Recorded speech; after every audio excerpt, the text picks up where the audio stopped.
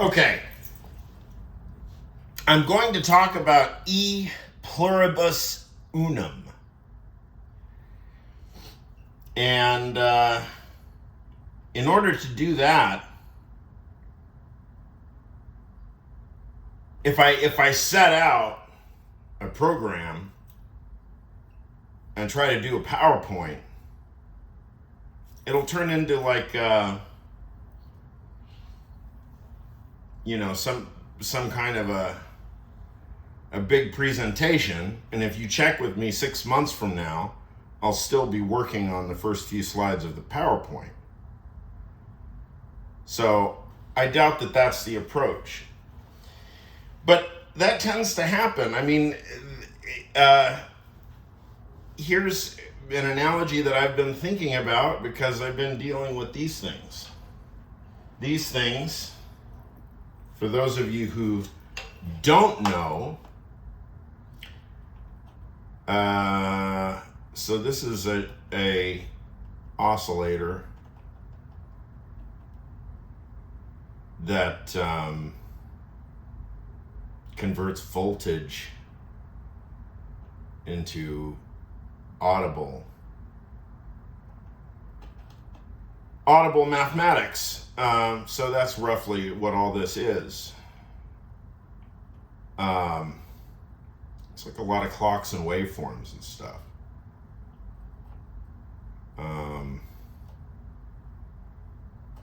Now,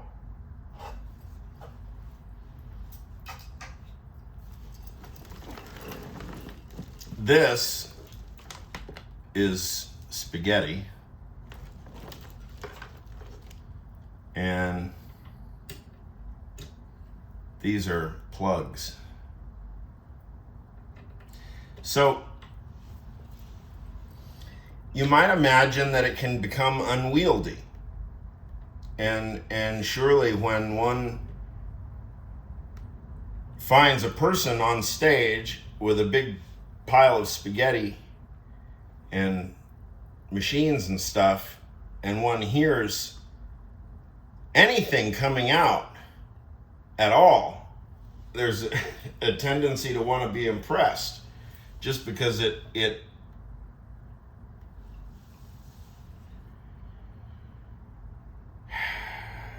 I don't know how much of a good time it all looks.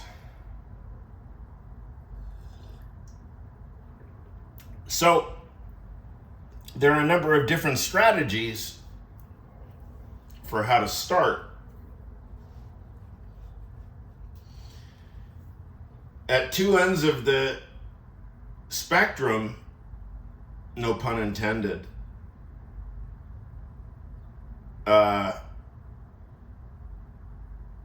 if I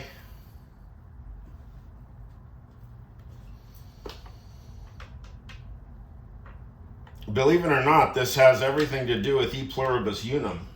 That's the thing about philosophical concepts. They basically go anywhere you do.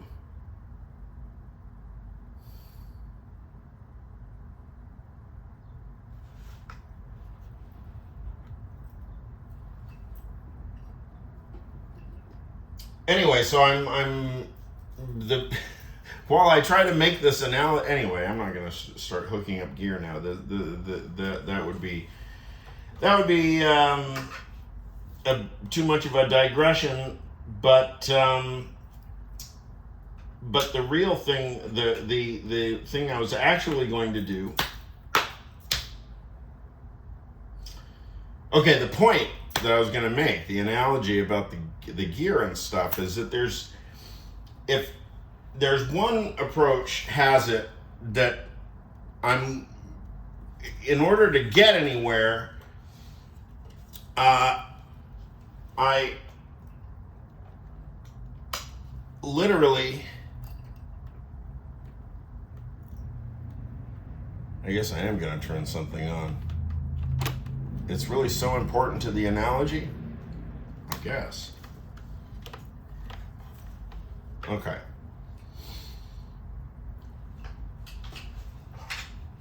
Okay, so here's a plug. It's going straight into a mixer.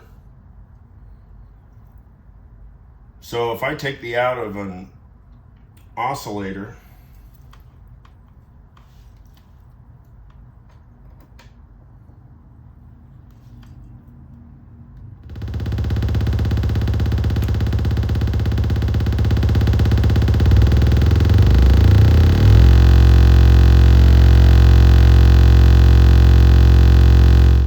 so that's one output jack straight to the mixer, raw. There's nothing in between them. It's just one oscillator going straight into a digital circuit, and then we hear it.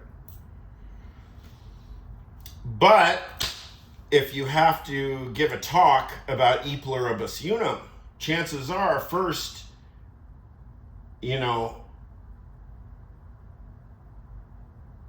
like aesthetically, everything has to be set up correctly, and then ergonomically efficient. So you got to structure the thing right. And I have wasted plenty of work days thinking, well, okay, I'm going to plug everything in first. I'm going to prepare everything first. And then when it's all set up, it's going to be brilliant. And of course, then when you actually start turning things on,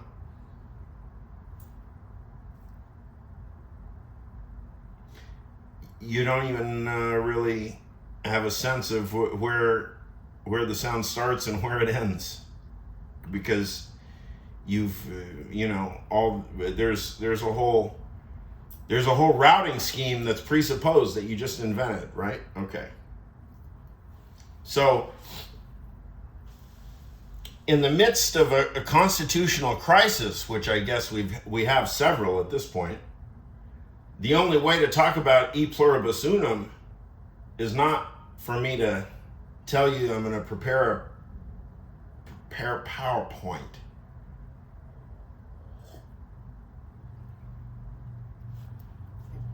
That's not the approach. The approach is probably more close to the Einstein shaving approach. Not to compare myself to Einstein.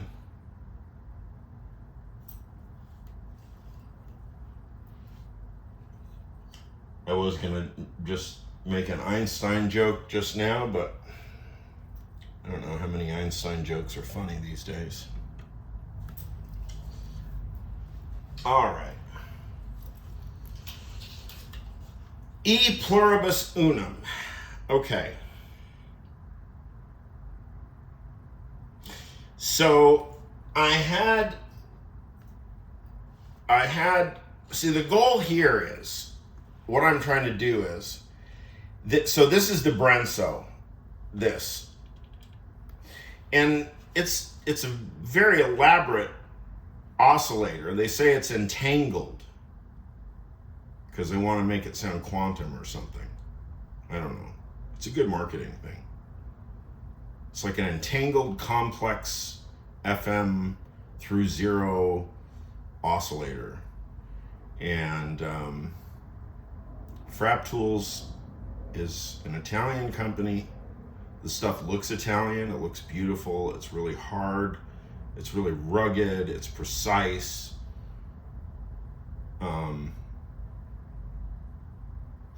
So in these small packages, so if you have to sit for hours in front of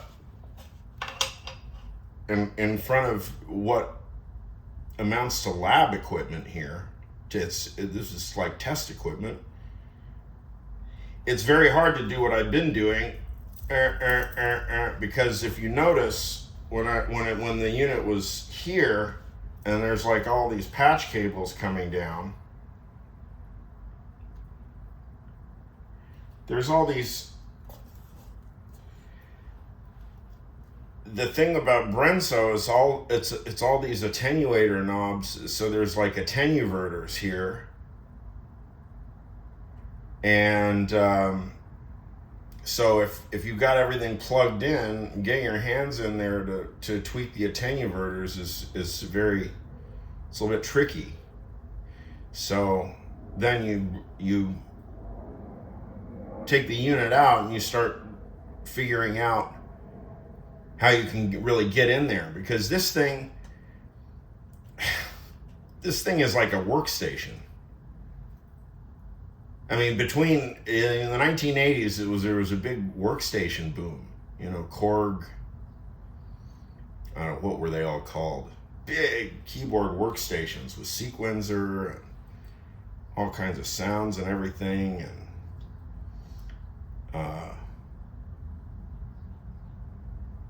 you know, with the 3mm digital display that you're supposed to stare at all day and punch increment numbers, it's very unwieldy.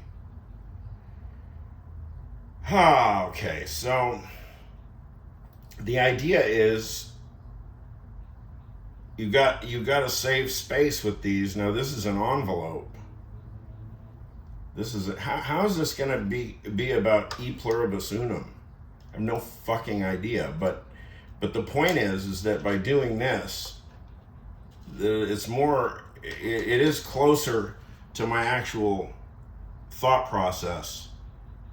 And what probably happens is, I would have been, if I didn't turn this on, I would have been fussing with this and thinking about E Pluribus Unum, and then I would have thought, oh, yeah, there's the concept of many, and then there's the concept of difference, and there's the concept of identity. So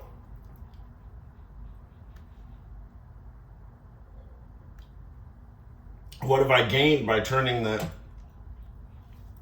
camera on 12 minutes in? Well, we shall see. So this is a number of rack spaces. Now this is an envelope generator. It's 4 stages. So I've got to judge efficiency-wise, space-wise. So there is a parsimoniousness, pithy. How pithy is your concept? Do you use Occam's razor? You know, do you get rid of extraneous spaghetti? Okay, so this company is quite interesting. These guys are British. I think that they're actually associated with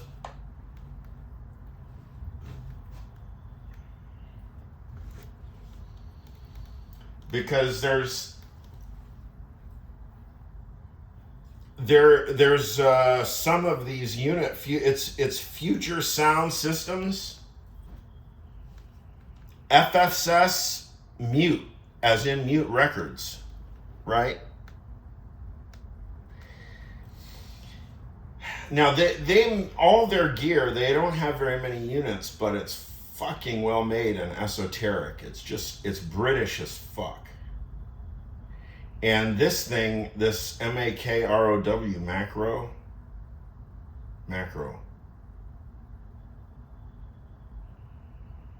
not MACRO, but MAKROW, macro. Speaking of Mac, I have been looking once more for the cold Mac. It's the one module I cannot find. That we call Murphy's Law. What is the connection between E Pluribus Unum and Murphy's Law? Now we're getting somewhere. Murphy's Law and E Pluribus Unum. Okay, let's focus on the concept of unity. Unum, one.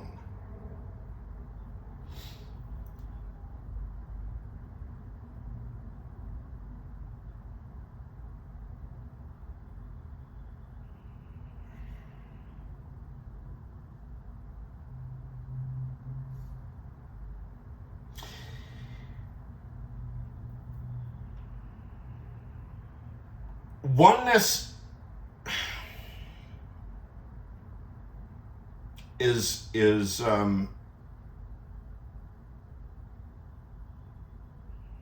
paradigmatic philosophical concept.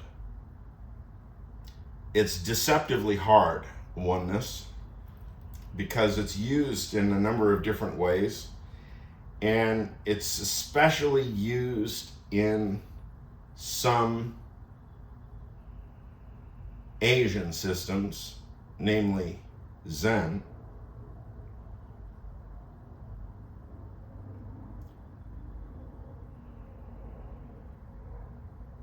The unity of things is often indicated. There is a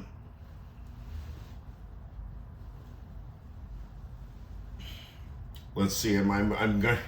It's a mixed metaphor. It's mixed koans now. Oh, it's not a koan. It's just one of those stories about teacher-student. So,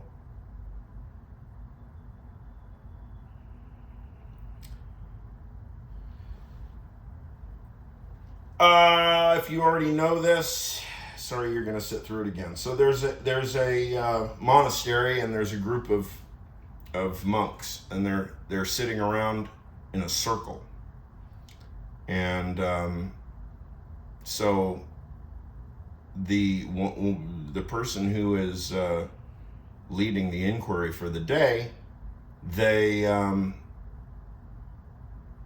place a bottle at the center of the circle. So it's like spin the bottle, but the bottle is sitting up vertically. So the monks who are playing spin the bottle, that's a different parable. So and that was a joke, by the way. So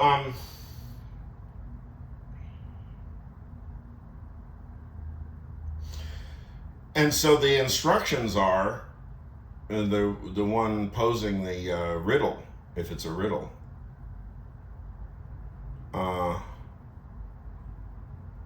They point at the object, the bottle. They point at it, and they say, and they proclaim, they say, that is not a bottle. What is it?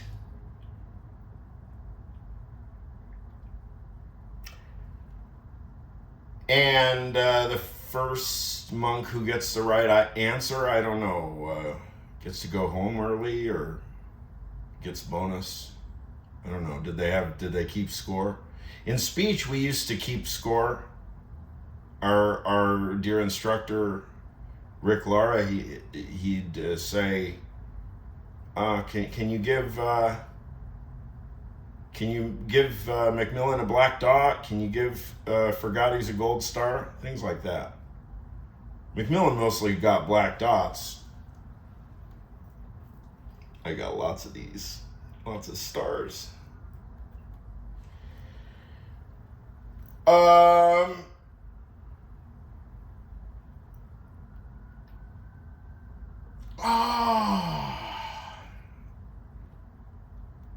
not being a Billy, that was a slip.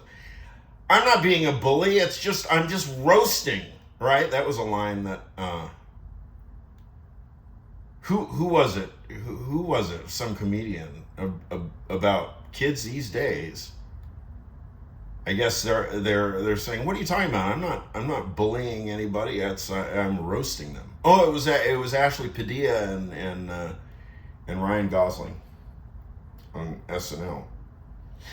Okay, so this macro, it has 6 trim pots and a master knob. The knob at the top is like the macro knob, and it spits voltages out each of the 6 jacks according to the settings on the attenuating, the small knobs. So that's unity. Oneness, that's unity. Unum. It is a set of 6 objects, 6 control outputs. They're all controlled by one master knob. That's unity. That's set theory. That's religion. That's politics. Qua unity. That's how dangerous the concept of unity is. Now, what are you going to do once you get it? Like, do you get unity, or what is unity?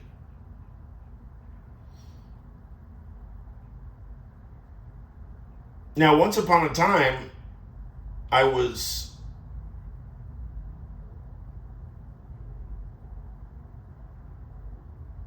less well aware of what humans have achieved with the mind.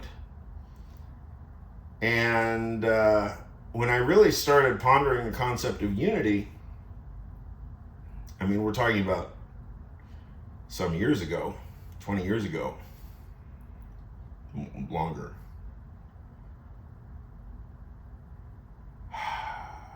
Immediately the mind is drawn to the notion of contradiction, and you want to say, well, what the hell kind of a unity is that? That's the interesting one.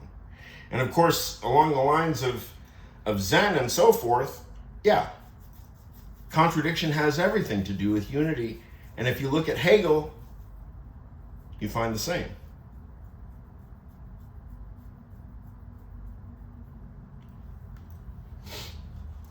So we're all only a few short steps away from good is bad,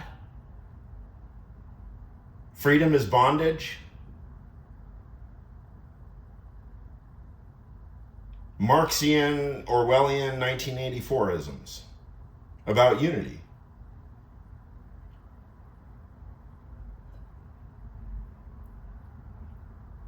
Which unity? Who's got it? Who wants it? Do we need it? Is it a description or is it a normative claim? In other words, does it describe the way that things are, or does it describe the way that things should be? The latter is normative, the former is descriptive.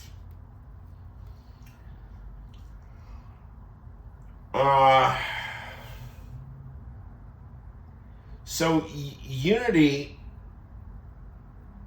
it turns out, is deceptive in the sense that it's kind of superficially profound concept,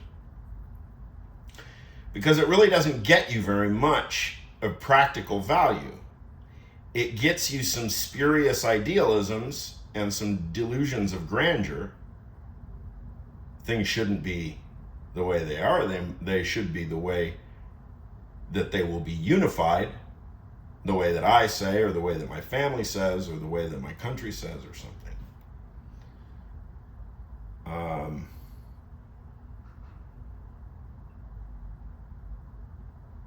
In itself, the notion of one is just literally an arithmetic, mathematical concept. But oneness, in the sense of uneo mystica, or whatever, existens delirium, I forget it.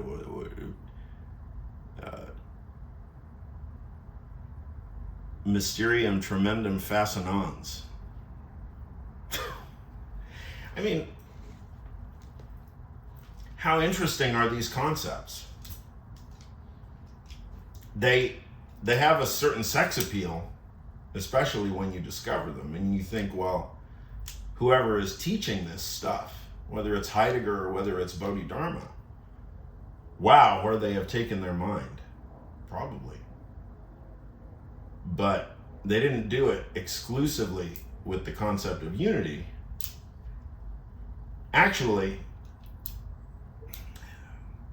seems to me they didn't do it any particular way. And that makes it mystical. Not the content, but the fact that if you look at somebody who's like really into philosophy and mysticism and stuff like me,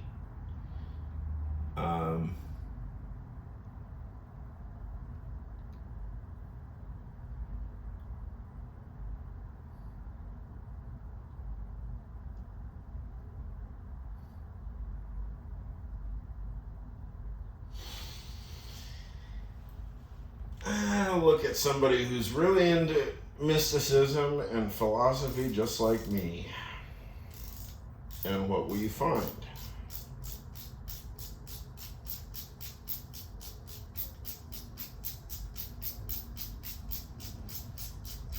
Questions really shift from the problem of unity because everybody's worried about unity. Reductionism, Quine's Two Dogmas of Empiricism paper, that's all about unity.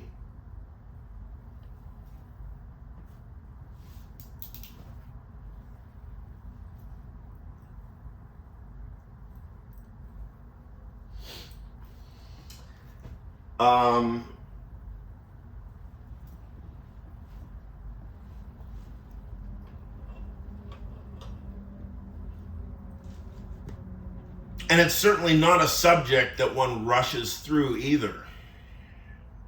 If I look like I'm dilly-dallying, I kind of am and I kind of am not. I mean, talking about the concept of oneness,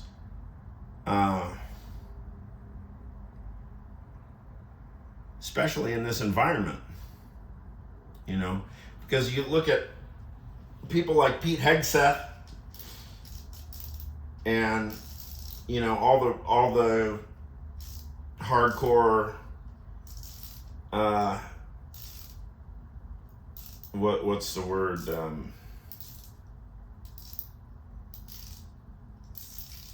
acolytes, yes men, and soldiers for the boss. They love unity. They never name it as such, but whatever it is that they think that they're expounding, it has the fundamental teleological structure of unity, ostensibly.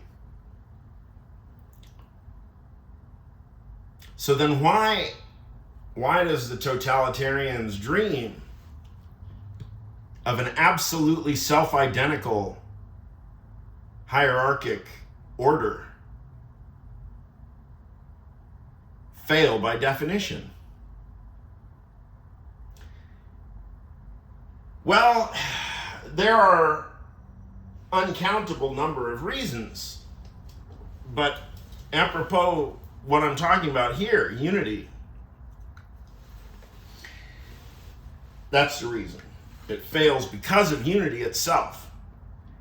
Because unity is the identity concept. What unifies me, what makes me singularly indivisible as an individual, is ostensibly the same unity that I either construe the world as descriptively or hope the world will become in the normative moral sense, in the sense of should. The world should be thus and so. The world should be more unified. The world should have less of the undesirable element. The world should be more self-identical. But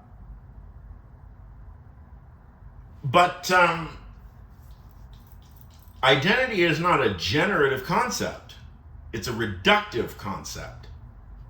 It doesn't go anywhere. You can think that you're going somewhere when you believe that you're approximating unity, but all the while you yourself, not to mention every other condition in the world, is injecting difference and differences into your world. For all the hoopla about identity, as an empirical matter for inquiry and deriving results and evidence, identity is not reliable. Go find me an identity. It's the very same problem as any other Platonic problem. Go find me the number one.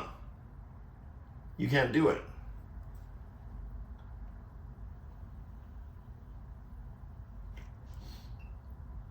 You can instantiate it.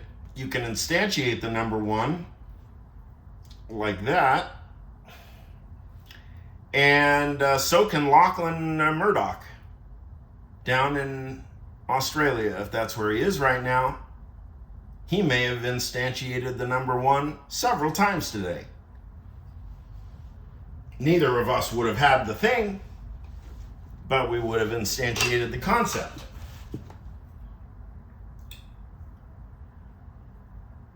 Identity and difference is a dichotomy or a dyad or an apparent contradiction as old as philosophy, as old as intellectual inquiry. Identity and difference. This is the same, that's different. How does one even talk about such things? Well, once one starts, either if you can think about it, just creatively, if you feel adventurous enough to just, start thinking about it, that's probably the best way. But if it's too threatening, open up any page of Plato or Deleuze's book, Identity and Difference, Difference and Repetition. Repetition and difference. I don't even know which one comes first. Repetition and difference or difference and repetition?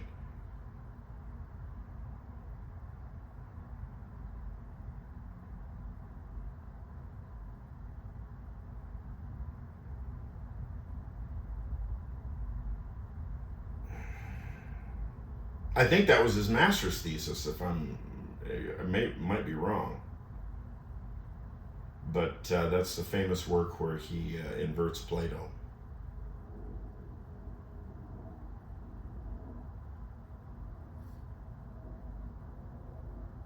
And see, and now I didn't even concentrate on that.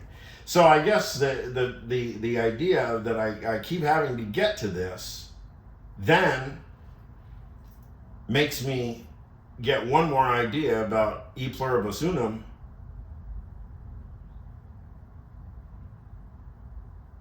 Is this like questions about attention, Ezra Klein, or is this? Am I talking about the abundance economy or both?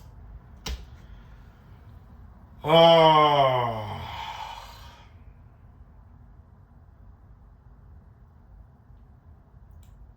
out of many, one. So it's interesting that the founders were taken with the idea out of many one, because it didn't strike them, first of all, that this was going to be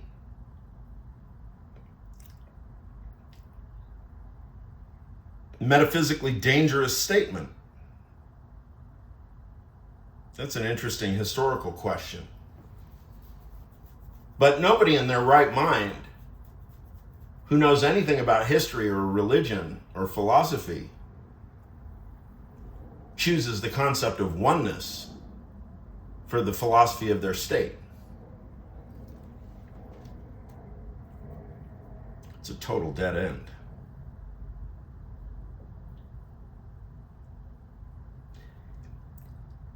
And look, if you say that existence is one, Dimitri, I'll say, yeah, I know. So then what am I saying? If I'm not rejecting the idea that existence is one,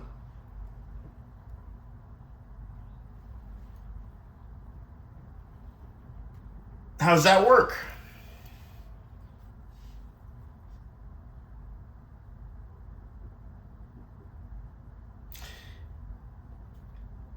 Well, the way it looks to me right now is roughly this, that the metaphysics of oneness might be true, but if the morality that the practical interpretation in culture of oneness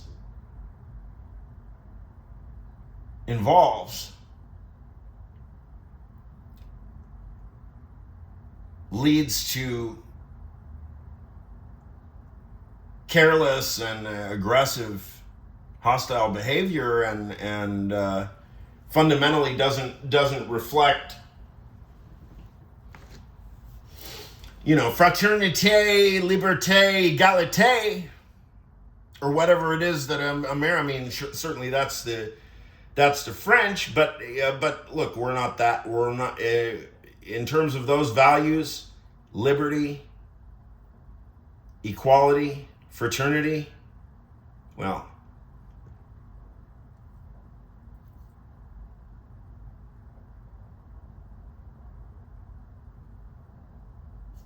you might object, that's French, that's not American. Well, yeah, how much? If you want to make the American concept of liberty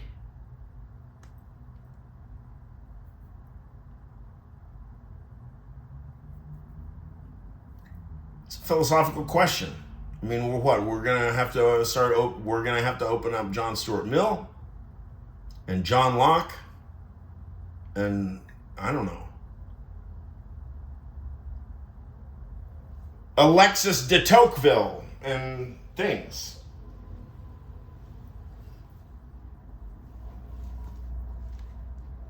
Out of many, one.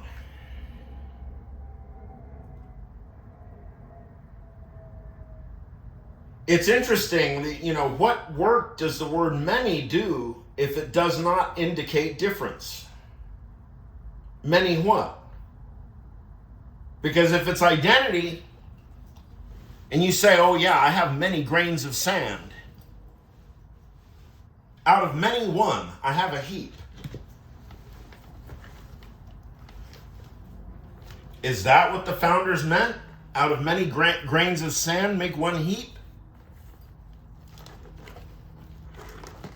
They're all the same. What does each grain contribute?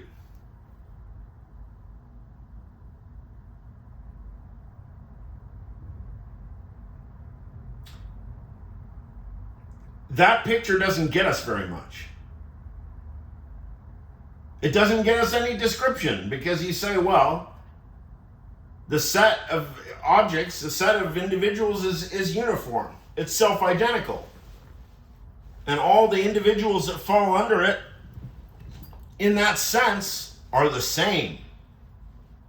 And their contribution is they reinforce the magnitude, the energy of the identity. But this is a ruse. It's kind of a transcendental illusion.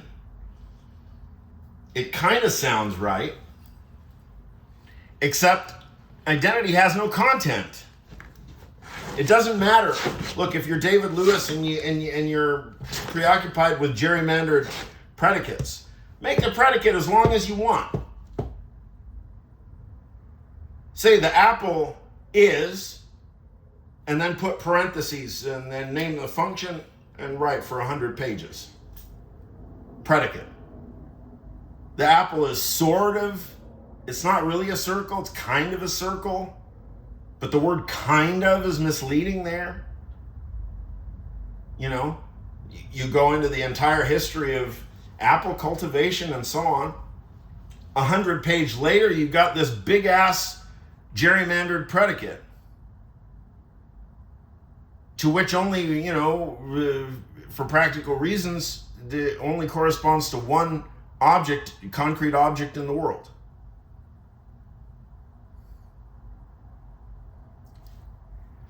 Still, even though the identity looks complex, apparently it is in no way. Because once you give a name for the identity, you turn it into part of your mechanical system. The question is, what is the identity of the mechanical system that includes irreducible differences?